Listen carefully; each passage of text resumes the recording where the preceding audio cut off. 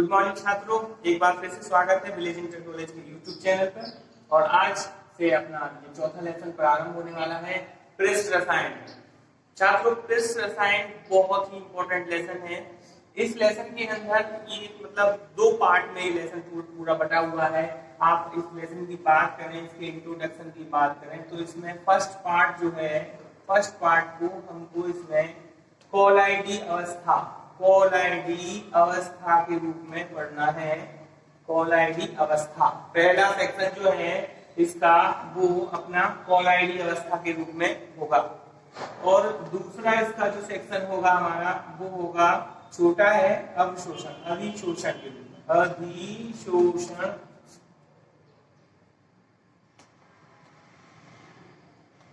तो इस प्रकार से इस लेसन को हमने टोटल दो भागों में बांट लिया, दो भागों में इसका अध्ययन करेंगे। बहुत ही बढ़िया लेसन है। इसके पहले पार्ट में हम कोलाइडी अवस्था, जिसके अंदर बहुत सारे टॉपिक आपको मिलेंगे। और ये टॉपिक, ये चैप्टर एक प्रकार से कहें तो ये लेसन की बहुत सारी बातें कक्षा 9 में से ही प्रारंभ होने लगती हैं।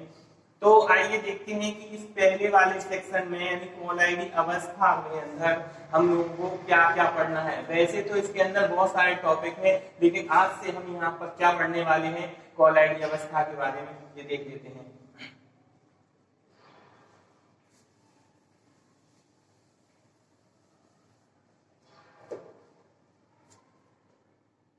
सबसे कोलाइडी अवस्था के अंदर कोलाइडियल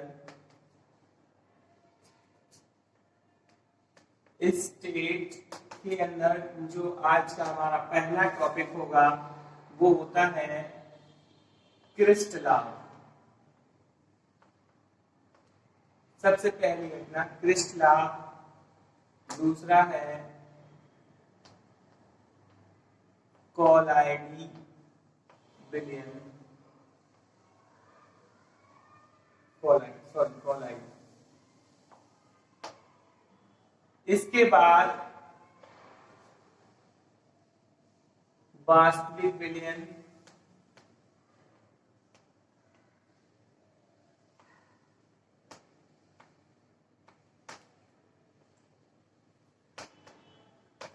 कोलाइडी विलयन और निलंबन।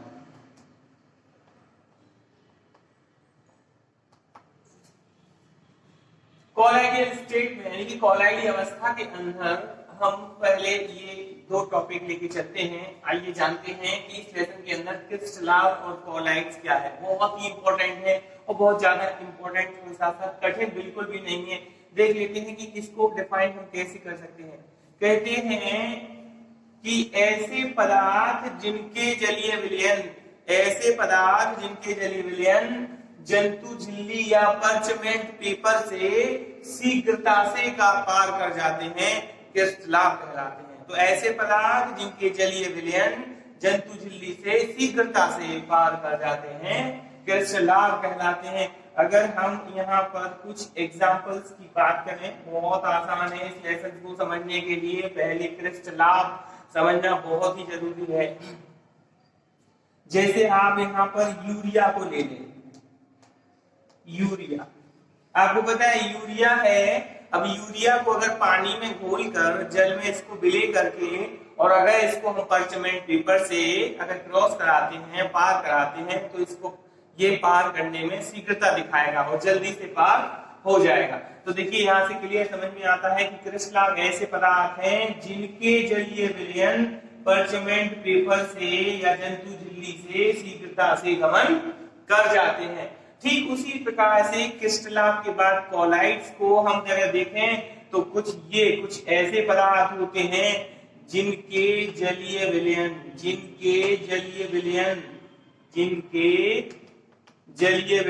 जंतु झिल्ली से शीघ्रता से गमन नहीं कर पाते हैं। ऐसे पदार्थ जिनके जलीय विलयन जंतु झिल्ली से या परचमेंट पेपर से शीघ्रता से गमन कर जाते हैं, क्रिस्टलाव। और ऐसे पदार्थ जिनके जलीय विलयन जंतु झिल्ली से गमन करते तो हैं परंतु शीघ्रता से नहीं करते, धीरे धीरे क्रॉस जाते हैं, तो ऐसे पदार्थों को कॉलाइड्स कहा जाता है। ऐसे पदार्थों को कॉलाइड्स कहा जाता है। जैसे कि अगर हम एग्जाम्पल ले लें, दोनों का एग्जाम्पल ले लें, तो जैसे कि यूरिया है और इधर आपको हमने ले लिया गोंद, तो यूरिया और गोंद में जो यूरिया है वो क्रिस्टलाव है और ये कॉलाइड्स है। दोनों में डिफरेंस क्या है? दोनों में डिफरेंस क्या है? दोनों में डिफरेंस है कि इसके जलीय विलयन जंतु झिल्ली से शीघ्रता से पार हो जाते हैं और गोंद का जलीय विलयन जंतु झिल्ली से शीघ्रता से पार नहीं होता है। तो ऐसे पदार्थ जिनके जलीय विलयन जंतु झिल्ली से शीघ्रता से निकलते हैं क्रिस्टलाव, और ऐसे पदार्थ जिनके जलीय विलयन जंतु झिल्ली से शीघ्रता से नहीं निकलते हैं वो कॉलाइड्स कहलाते हैं। अब कॉलाइड्स के अंदर हम देखें तो गोंद के साथ जिलेटिन और अन्य एग्जाम्पल में गोंद के साथ क्या हो जाएगा? जिलेटिन हुआ, स्टार्च हुआ, ये सब हमारे क्या हो जाएंगे? ये सब हमारे कॉलाइड्स हो जाएंगे। ठीक है, और यहाँ पर अगर और एग्जाम्पल्स की बात करते हैं तो यहाँ पर यूरिया, ठीक है, शर्करा, क्लोरोफॉर्म आदि। तो यहाँ पर आपके ये जो है क्रिस्टलाव और कॉलाइड्स क्लियर हैं। तो बहुत जरूरी है क्योंकि इस लेसन के अंदर, इस यूनिट के अंदर कॉलाइड्स को समझना है तो पहले हमें ये समझना पड़ेगा कि क्रिस्टलाव क्या है। तो कॉलाइड्स से भरपूर ये लेसन है, कॉलाइड्स का कॉन्सेप्ट इस लेसन के अंदर बहुत ज्यादा आता है। तो अब ये देखिए क्रिस्टलाव और कॉलाइड्स हमारे क्लियर हैं कि क्रिस्टलाव क्या है और कॉलाइड्स क्या है। देखिए अब बात करते हैं, यहाँ पर 3 और महत्वपूर्ण टॉपिक हैं इस यूनिट से, तीसरा, चौथा, पांचवा। सबसे पहले बात करते हैं वास्तविक विलयन, ट्रू सॉल्यूशन। ट्रू सॉल्यूशन तो देखा जाए तो ये ऐसे तंत्र होते हैं, वास्तविक विलयन की बात करें तो ऐसे तंत्र होते हैं जिनकी प्रकृति विषमांग होती है। ऐसे विलयन जिनकी प्रकृति समान होती है, समांगी प्रकृति वाले ऐसे विलयन जिनमें कणों का, जिनमें उपस्थित कणों का आकार, जिनमें उपस्थित कणों का आकार 10 की घात माइनस 9 मीटर, 10 की घात माइनस 9 मीटर से भी छोटा होता है। और यदि हम एंगस्ट्रॉम की बात करें तो एक एंगस्ट्रॉम, 1 नैनोमीटर से भी छोटे। कणों का आकार 10 की घात माइनस 9 मीटर से भी छोटे अथवा 1 नैनोमीटर से भी छोटे होते हैं। ऐसे तंत्रों को या ऐसे सिस्टम हमारे वास्तविक विलयन के नाम से जाने जाते हैं। अब इसमें देखिए कौन कौन सी विशेषताएं हैं। अगर हम इनकी सारी विशेषताएं लिखें तो किस प्रकार के सॉल्यूशंस या किस प्रकार के तंत्र जो हैं वो वास्तविक विलयन का नाम दिया गया। इनकी खास तौर से विशेषता होगी कि इनमें कणों का आकार, सबसे पहला पॉइंट है कणों का आकार। दूसरा, इनकी दृश्यता, इनका कणों का आकार, दृश्यता और छननता, इनकी छननता या छनन, ये 3 महत्वपूर्ण कारक। सबसे पहले प्रकृति, और प्रकृति तो सबसे पहले आएगी, प्रकृति सबसे पहले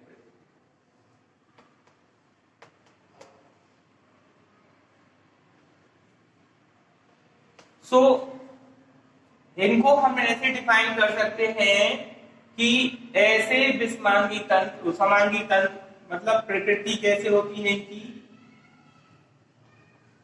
समांगी। प्रकृति कैसे होती है? समांगी।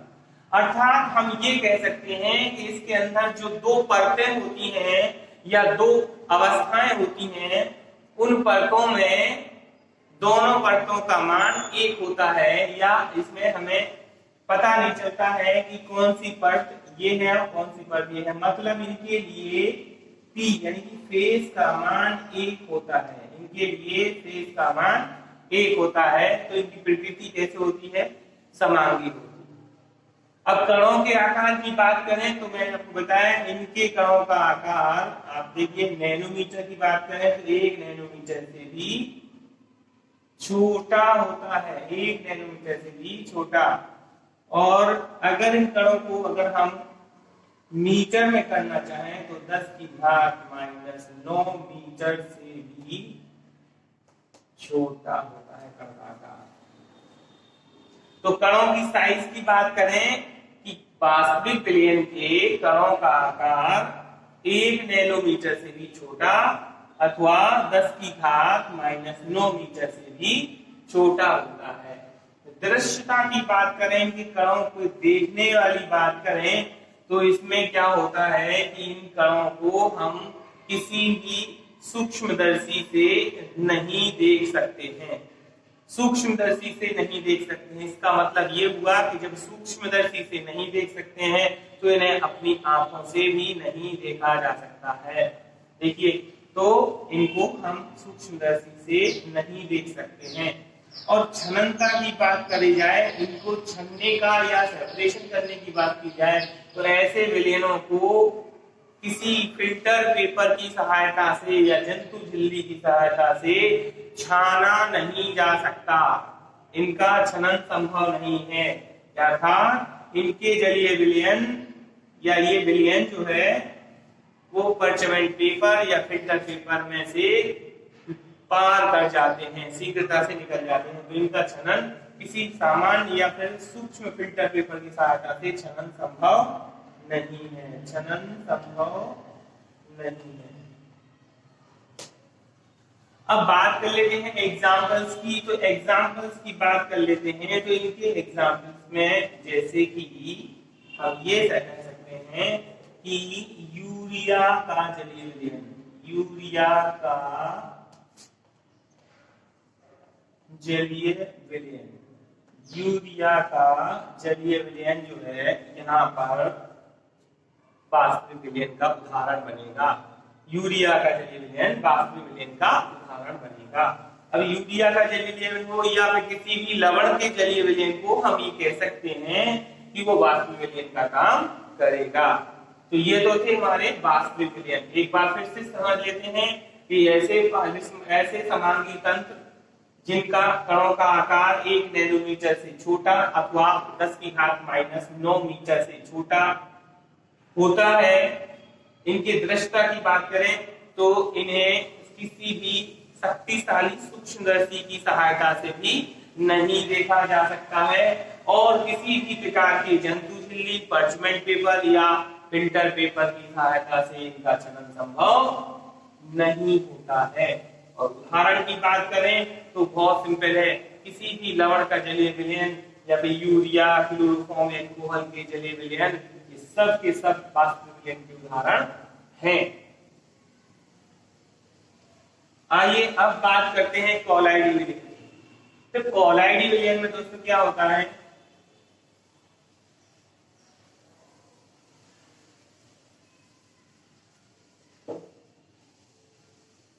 अब बात करते हैं कॉलाइडी विलयन, कॉलाइडल सॉल्यूशन। फिर वही प्रकृति अगर देखें इनकी, अगर इनकी प्रकृति की बात करें तो वहां वास्तविक विलयन की प्रकृति जो होती थी वो समांगी होती थी। यहां पर बात करें तो इनकी प्रकृति जो होती है वो विषमांगी, विषमांगी मतलब हेट्रोजीनियस नेचर होता है। कण के आकार की बात करें, कण के आकार की बात करें तो 1 नैनोमीटर से 1000 नैनोमीटर के मध्य इनको हम कह सकते हैं। अगर एंगस्ट्रॉम या मीटर की बात करें तो इसे हम 10 की घात माइनस 9 मीटर से 10 की घात माइनस 7 मीटर के मध्य कह सकते हैं। और दृश्यता की बात करें, विजिबिलिटी की बात करें, तो इनके कणों के आकार वास्तविक विलयन के कणों के आकार से थोड़े से बड़े होते हैं, इसलिए शक्तिशाली सूक्ष्मदर्शी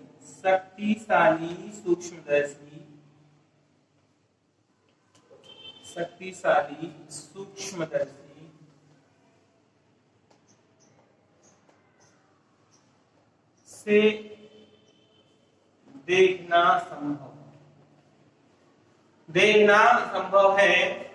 और चौथी बात करें, छननता की बात करें, तो अति सूक्ष्म फिल्टर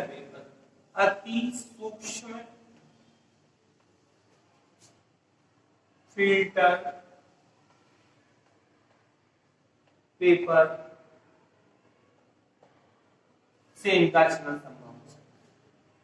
तो डेफिनेशन क्या करेंगे? डेफिनेशन के लिए हम लोग क्या बोलेंगे कि ऐसे विस्मांगी तंत्र जिनके कणों का आकार 1000 से 1 नैनोमीटर से 1000 नैनोमीटर के बीच होता है। मीटर में अगर कहना चाहें तो 10 की घात माइनस 9 मीटर से 10 की घात माइनस 7 मीटर के बीच की रेंज इनके कणों के आकार की होती है। मतलब इनमें कणों का आकार वास्तविक विलयन के कणों के आकार से थोड़ा सा बड़ा होता है, और यही कारण है कि इन कणों को शक्तिशाली सूक्ष्मदर्शी की सहायता से देखा जाना संभव है। अब छननता की बात करें तो यही कारण है कि इनको अति सूक्ष्म फिल्टर पेपर से इनका छनन संभव है। यानी अति सूक्ष्म फिल्टर पेपर की सहायता से अगर हम इन्हें छानना चाहें तो इनके कणों को हम बाहर कर सकते हैं। इनके कणों को कोलाइडी विलयन में उपस्थित कणों को कोलाइडी कण के नाम से भी जाना जाता है। तो ये है आपका वास्तविक विलयन के साथ कोलाइडी विलयन। दोस्तों बहुत इंपॉर्टेंट है, इसकी जानकारी हमें हासिल करना बहुत इंपॉर्टेंट है। तो एक बार फिर से देख लेते हैं। प्रकृति की बात करें तो इनकी प्रकृति विस्मांग होती है। इसका मतलब है कि यहाँ पर इनकी दो फेसेस होती हैं। इसमें एक फेस का नाम होता है परिक्षिप्त प्रावस्था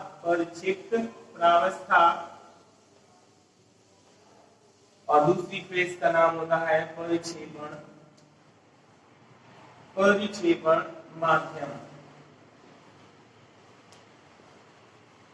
दोस्तों जो वास्तविक विलयन के अंदर दो फेस होती हैं, वास्तविक विलयन के अंदर जो दो फेस होती हैं वहां पर उनकी फेसेस के नाम होते हैं वो वास्तविक विलयन में वो विलय विलायक के नाम से जाने जाते हैं। परंतु यहाँ पर कोलाइडी विलयन के अंदर उसकी विस्मांग प्रकृति में उपस्थित जो दो फेसेस होती हैं, दो प्रावस्थाएं होती हैं, उनको यहाँ पर परिक्षिप्त प्रावस्था तथा परिक्षेपण माध्यम की सहायता से माना जाता है और देखा जाता है। ठीक है, तो फिर से एक बार बात करते हैं कि अगर प्रकृति देखी जाए तो कोलाइडी विलयनों की प्रकृति हेट्रोजीनियस अर्थात विस्मांग प्रकृति की होती है, क्योंकि विलयन के अंदर दो फेसेस प्रेजेंट होती हैं। मतलब ये इनके लिए p ग्रेटर देन क्या होता है 1 होता है।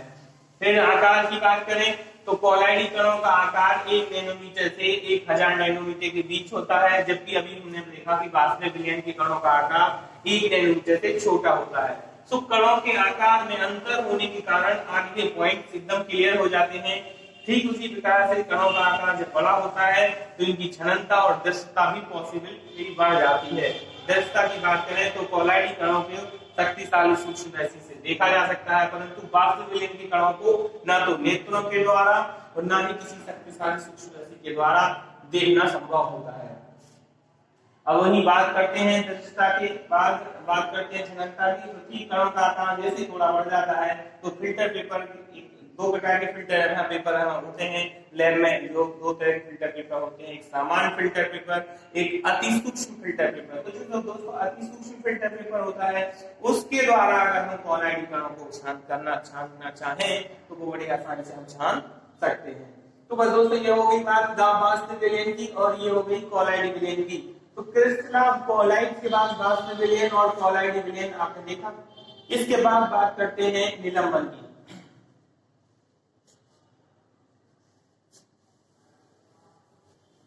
तो दोस्तों निलंबन में क्या होता है?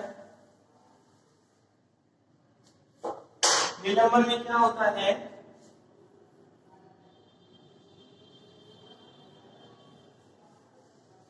प्रकृति की बात करें तो ये तो विषमांगी होती है। प्रकृति कैसे होती है, विषमांगी। यहाँ पर कणों का आकार बहुत बड़ा होता है, करीब करीब 1000 नैनोमीटर से अधिक बड़ा होता है। और बड़ा आधार होने के कारण इन्हें नेत्रों से भी देखना संभव हो जाता है। और सरलता की बात करें तो इनको हम साधारण फिल्टर पेपर से भी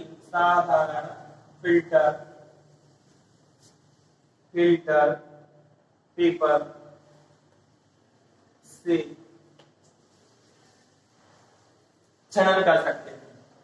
तो तीनों की डेफिनेशन बहुत क्लियर है कि अगर यहाँ देखा जाए तो वास्तविक विलयन की प्रकृति, तीनों की प्रकृति की बात करी जाए तो तीनों की प्रकृति में आपको बता दें तो वास्तविक विलयन की प्रकृति समांगी होती है और बाकी कॉलाइडी और निलंबन विलयनों की प्रकृति विषमांगी होती है। अर्थात इनमें कणों के आकार को अगर हम क्रम से देखें और समझें तो वास्तविक विलयन के कणों का आकार 1 नैनोमीटर से कम, कॉलाइडी विलयन में कणों का आकार 1 नैनोमीटर से 1000 नैनोमीटर के बीच में, और निलंबन के कणों का आकार सीधा 1000 नैनोमीटर से भी ऊपर होता है। ठीक है, तो ये रहे हमारे वास्तविक विलयन, कॉलाइडी विलयन और निलंबन। साथ ही साथ क्रिस्टलाव और कॉलाइड्स को भी समझा आपने। इसके आगे के कॉन्सेप्ट लेकर के मैं फिर हाजिर होऊंगा नेक्स्ट वीडियो में। तब तक के लिए धन्यवाद।